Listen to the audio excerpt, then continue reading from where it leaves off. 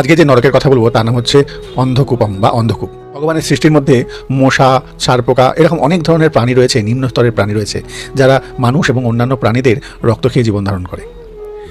এই প্রকার প্রাণীদের কোনো রকম ধারণাই নেই যে তাদের দংশনের ফলে মানুষের কেমন কষ্ট হয়, কিন্তু অন্যান্য প্রাণীদের থেকে মানুষের চেতনা অনেক উন্নত, তাই তারা জানে মৃত্যু কতটা বেদনাদায়ক। বিবেক সমন্বিত মানুষ যদি বিবেকহীন হয়ে যায় এবং তুচ্ছ প্রাণীদের হত্যা করে অথবা কষ্ট দেয় তাহলে সেটা ভগবানের যমরাজের নিয়মে সেটা পাপ, আর এই পাপজনিত কারণে তাদেরকে অন্ধকূপ নরকে নিক্ষেপ করা হয়। এবার আমরা জানবো অন্ধকূপ নরকের কাজটাকে।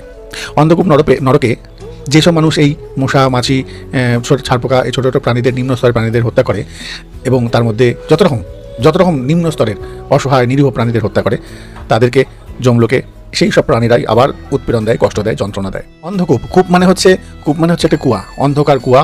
সেই অন্ধকার কুয়োর মধ্যে এই যত প্রাণীরা আছে সবাই মিলে তাকে অত্যাচার করে, কষ্ট দেয়, এভাবে সে